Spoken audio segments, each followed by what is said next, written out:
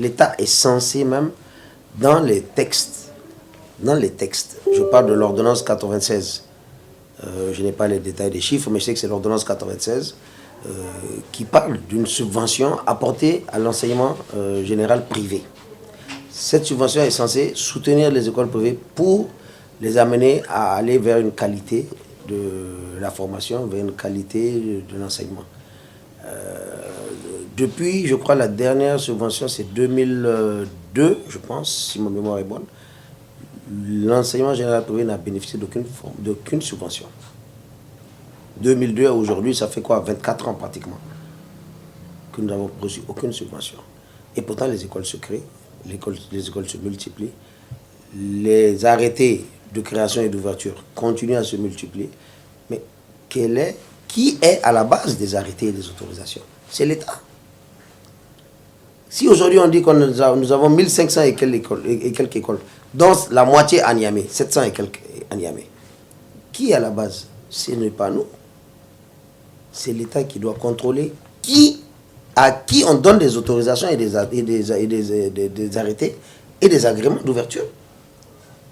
Si maintenant le contrôle ne se fait pas dans la norme et que certaines personnes passent par des abus, est-ce la faute des fondateurs qui, eux, sont de bonne foi et qui sont de bonne moralité, ou la faute à l'État qui a donné ces autorisations à n'importe qui, parce qu'il faut le dire, à n'importe qui.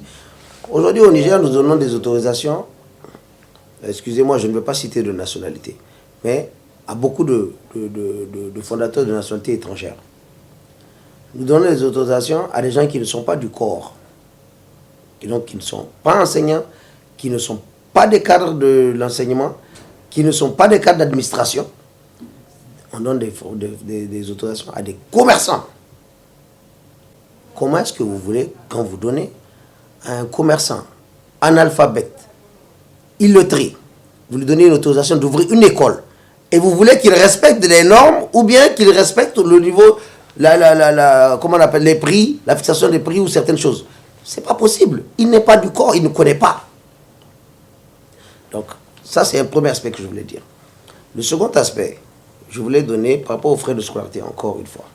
Une école, c'est une âme. Une école, c'est une personne. Certes morale, mais c'est quand même une personne parce qu'elle est à l'image d'un fondateur. Ce fondateur-là a une vision, un objectif. Donc deux écoles ne peuvent pas se ressembler. Et deux écoles ne peuvent pas être comparatives. À plus forte raison, les comparer côté prix. Les prix, c'est quoi? Ce n'est rien d'autre que les charges de fonctionnement, que le cadre que nous présentons à nos parents d'élèves, aux élèves, à nos formateurs, qui sont les enseignants, les employés. C'est ça une école.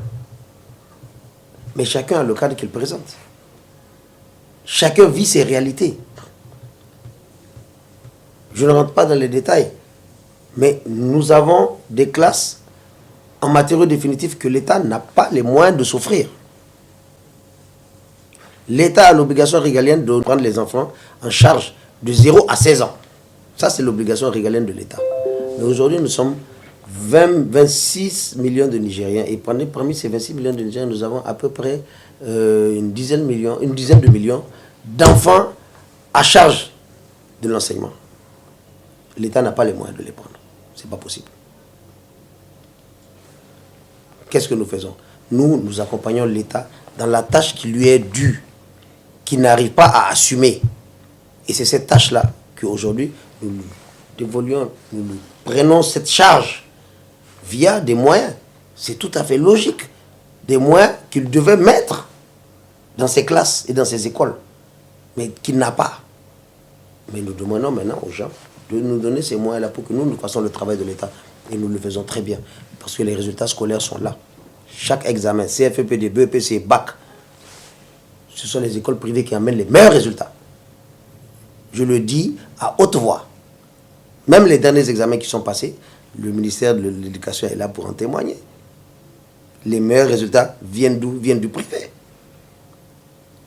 Nous voulons tous redorer le blason de l'enseignement public. Nous le voulons tous, mais ce n'est pas tâche aisée. Il faut savoir, ça ne va pas venir aujourd'hui. Ça va prendre encore 10 ans.